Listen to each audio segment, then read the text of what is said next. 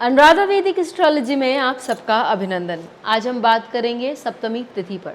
सप्तमी तिथि हमें क्या क्या गुण देती है, क्या हमें समझाती है। सप्तमी तिथि में जन्मे लोगों के क्या गुण दोष होते हैं।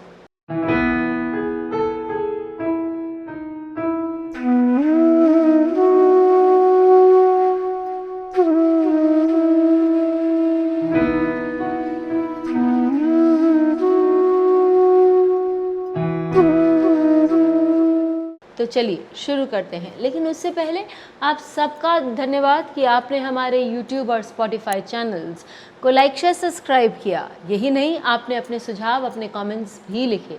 यदि आपने हमें सब्सक्राइब नहीं किया है तो याद से करें और बेल आइकन भी याद से दबाएं ताकि आपको अपडेट्स निरंतर मिलते रहें।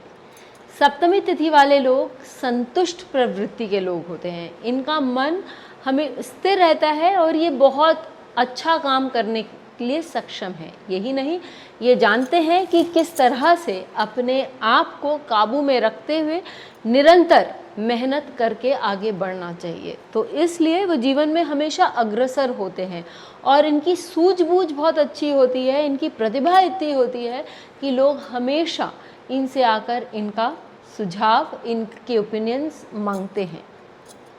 ये बड़ों का और गुरुजनों का आदर करना जानते हैं, जिसके कारण इन्हें जीवन में ख्याति प्राप्त होती है। ये धीरे धीरे चलते हैं, लेकिन ये इनकी जो पेस होती है वो कांस्टेंट होती है और ये जीवन में बहुत ऊंचाई तक, अपने जीवन में जहाँ से ये शुरू करते हैं उससे काफ़ी ऊंचे तक पहुँचते हैं। यही नहीं, अपने प्राइम ऑफ लाइफ में आने के बाद, अच्छी जगह आने के बाद भी जब व्यक्ति अपने काम से रिटायर करते हैं तो ये एक्चुअली रिटायर नहीं करते हैं। लोग फिर भी इनके पास आकर इनके सुझाव लेते हैं, इनसे मशवरा करते हैं, क्योंकि इनका एक्सपीरियंस जो है वो बहुत स्ट्रांग होता है। इनका लोगों के बीच में एक दबदबा होता है और ये अपने प्रिंसिपल्स के बहुत पक्के होते हैं। तो लोग हमेशा इनसे बहुत प्रभावित होते हैं और जब ये बात करते हैं तो एक उनके बात में भी एक कड़कपन होती है और इनके बात में एक वजन होती है, जिसके कारण लोग इनको सराहते हैं, इनकी इज्जत करते हैं। अब हम देखते हैं कि इस तिथि के जो देवता हैं वो सूर्यदेव हैं। जिस प्रकार सूर्यदेव को भी चढ़ के जब वो उभरते हैं वहाँ से शाम सवेरे से जब वो उगते हैं और दोपहर तक चढ़ते हैं तो उसमें भी उनको काफ़ी समय लगता है, लेकिन वो निरंतर काम करते रहते हैं, अथक परिश्रम करते रहते हैं। उसी प्रकार ये लोग जो हैं ये भी अपने जीवन में बहुत एक स्मॉल बैकग्राउंड से आते हैं, लेकिन निरंतर मेहनत करने के बाद ये बहुत अच्छा मुकाम प्राप्त कर लेते हैं। साथ ये भी है कि सूर्यदेव तो इसके देवता हैं, इस तिथि के देवता हैं, लेकिन इस तिथि का जो ग्रह है वो शनि है। तो शनि आपको मेहनत करवाता है और मेहनत का फल शनि से अच्छा कोई नहीं देता। तो शनि यदि सप्तमी तिथि वाले लोगों के चार्ट में अच्छे से विद्यमान है, अच्छे से बैठे हुए हैं, तो बहुत अच्छे फल देते हैं। एग्जाम्पल मैं आपको बताती हूँ राहुल द्रविड़ का, लेकिन उससे पहले हम दग्ध राशि पर भी बात कर लेते हैं। दग्ध राशि क्या है, इस पर मैंने बहुत सारे वीडियोस बनाए हैं और ये बताया है, बहुत डीप पे बताया है, तो आप दग्ध राशि का वीडियो तो ज़रूर देखिएगा। यहाँ संक्षेप में आपको बताती हूँ। दग्ध राशि ऐसी राशियाँ होती हैं, हर तिथि के साथ अलग अलग राशियाँ होती हैं, जो कि आपको दग्ध यानी जलता हुआ समान आपको दर्द या आपको पेन दे सकता है। तो दग्ध राशि सप्तमी तिथि वालों के लिए दो है, कर्क और धनु राशि। यदि जो शास्त्र कहते हैं कि यदि यहाँ पर कोई भी राहु केतु या व्यक्ति के लिए कर्क और धनु 6, 8, 12 में 3, 6, 8, 12 में ना आ जाए तो उनके लिए बहुत अच्छा है। लेकिन यदि वो 6, 8, 12 में ना आए, फिर भी वहाँ पर राहु केतु हो या कोई वक्री ग्रह हो तो भी वो अच्छा है। लेकिन यहाँ यदि वो केंद्र त्रिकोण 2, 11 भावों में आ जाए और वहाँ पर शुभ ग्रह हो तो वो दग्ध राशि व्यक्ति को बहुत प्रॉब्लम्स दे सकती है।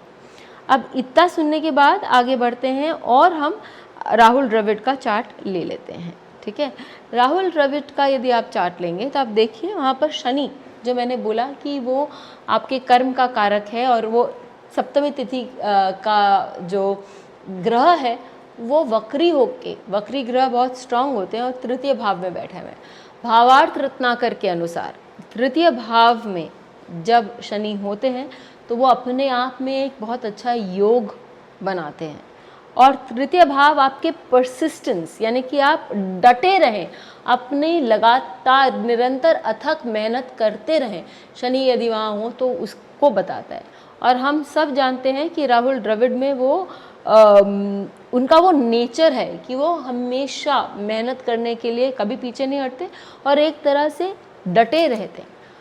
तो यहाँ आपने देखा, इसलिए उनको द वॉल भी बोला जाता था। इस कारण उनके जो तिथि के देवता हैं सूर्यदेव, उन्होंने उनको बहुत अच्छी लाइफ में ऊंचाई भी दी और वो बहुत down to earth humble kind of a person है, जिनको एक्सेप्टेंस जिनके लाइफ में बहुत इजी है।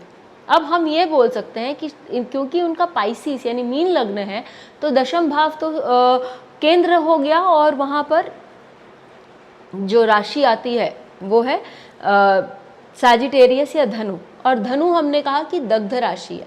तो दग्ध राशि 10th हाउस में आने का मतलब है कि आपको प्रोफेशन से प्रॉब्लम होगा, और राहुल द्रविड़ तो अपने प्रोफेशनल लाइफ में ही बहुत माने जा रहे हैं। तो ऐसा क्यों?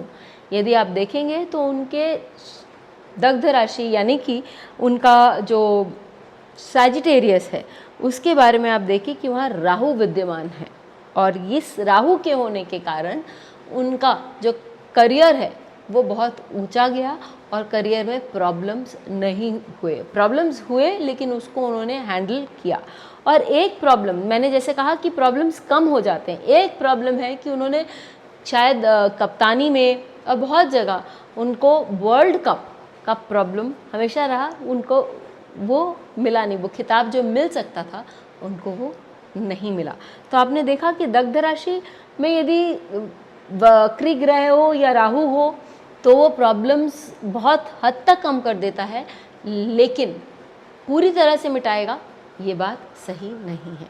आप अपने चार्ट्स में भी लगा के देखिए और ज़रूर बताइए कि आपको ये वीडियो कैसा लगा। फिर मिलेंगे, तब तक के लिए